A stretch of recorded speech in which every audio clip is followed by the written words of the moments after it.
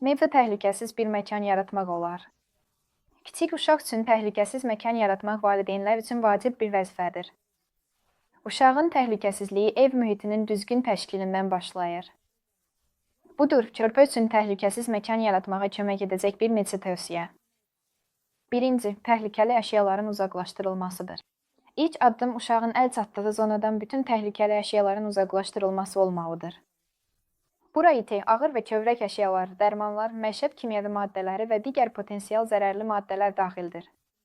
2. Rozetkaların bloklanmasıdır. Bütün elektrik rozetkaları xüsusi qapaqlarla bağlanmalıdır ki, mümkün elektrik cərəyanı zərbələrinin qarşısı alınsın. Əgər evdə uzadıcılar istifadə olunursa, onların möhkəm bərkidildiyinə və uşağın əl çatmadığı yerdə olduğuna əmin olun. 3. Mebelin qorunmasıdır. Stol, şkaf və digər mebellərin iti küncləri körpə üçün təhlükə yarada bilər. Mebelin küncləri üçün qoruyucu örtüklər və ya yumşaldıcı materiallardan istifadə edin. 4. Qapı və pəncərələrin bloklanmasıdır. Şkaf və çəkməsi qapıları xüsusi kilidlərlə bağlanmalıdır ki, uşaq onları aça bilməsin və təhlükəli əşyalara çıxışı olmasın. Pəncərələr də onların açılmasının qarşısını alan barmaqlıqlar və ya bloklama qurğuları ilə qorunmalıdır. İşıqlandırma.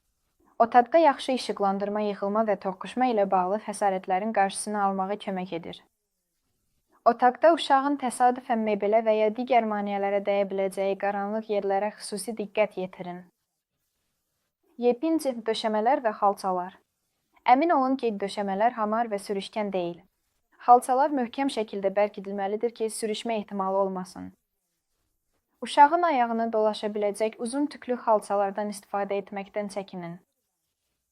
Evinizi daim potensial təhlükələrə qarşı yoxlayın. Döşəmələri mütəmadi olaraq uşağın götürüb uda biləcəyi xırda əşyalardan təmizləyin.